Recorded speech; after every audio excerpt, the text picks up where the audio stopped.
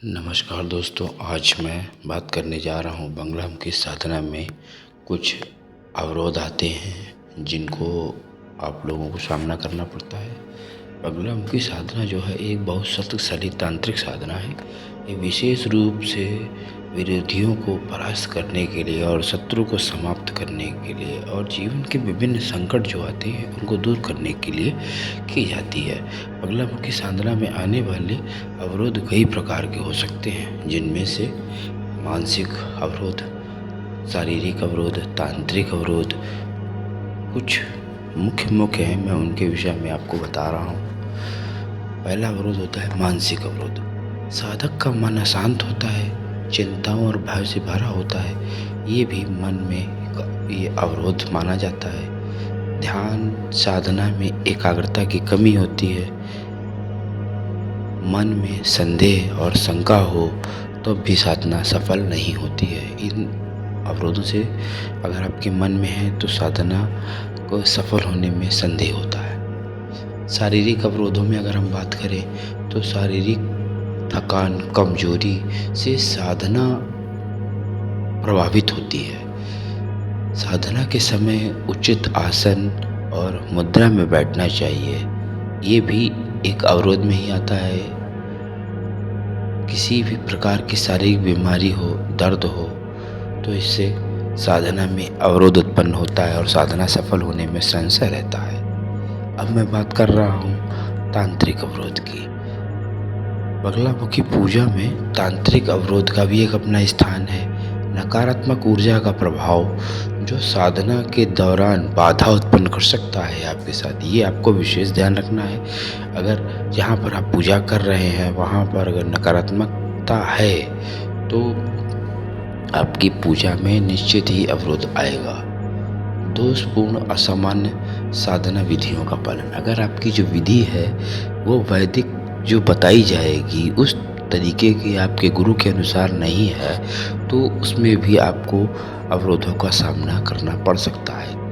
बगलामुखी मंत्रों का गलत उच्चारण और अधूरा उच्चारण, ये दो प्रमुख रूप से रहते हैं। अगर आप बगलामुखी के जो मंत्र बताए जाते हैं उनका जाप अगर आप अधूरा करते हैं या उच्चारण सही से नहीं करते हैं तो भी इसको त्रुटि मानी जाती है और इसको तांत्रिक अवरोधों में रखा जाता है।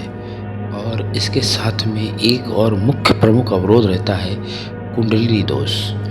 अगर आपकी कुंडली में मंगल, शनि, राहु, केतु जैसे ग्रह अगर प्रतिकूल होते हैं तभी साधना में असफलता मिलती है। अगर ये जो ग्रह मैंने बताए हैं मंगल, शनि, राहु, केतु, इनका प्रतिकूल प्रभाव आपकी साधना पर रहता है प्रारंभ में। लेकिन जब आप साधना को सफल कर लेते हैं तो ये सारे ग्रह बगलामुखी साधक के नियंत्रण में आ जाते हैं।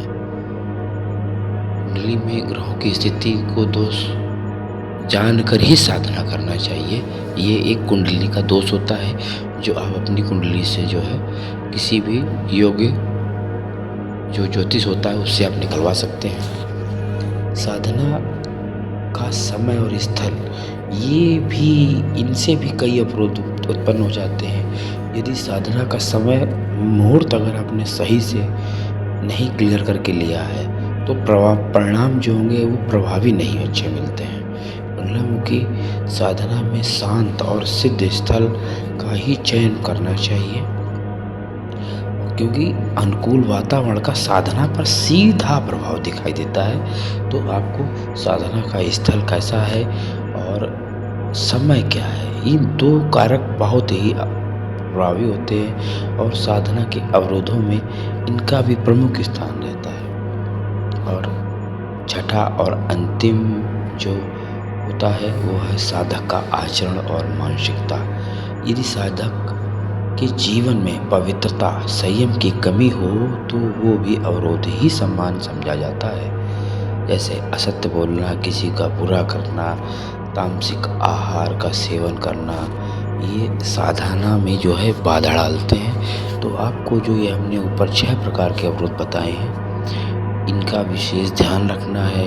इन अवरोधों से बचने के लिए साधक को नियमित रूप से साधना करनी चाहिए। मन और शरीर से पवित्रता रखनी चाहिए। तांत्रिक विधियों से जो है इस सटीकता से चालन करना चाहिए, ठीक है ना। जो तांत्रिक विधियों से आप जो है जो विधियाँ बताई गई उनका सटीकता से पालन करना चाहिए। ये आपको इतना अगर करेंगे तो आपको साधना में जो अवरोध आते हैं उनसे आपको मुक्ति मिल जाएगी और आपकी साधना सफलता को शिखर पर अतिशीघ्र पहुँचेगी। माँ बगलामुखी आप सभी का कल्याण करें। जय माता दी।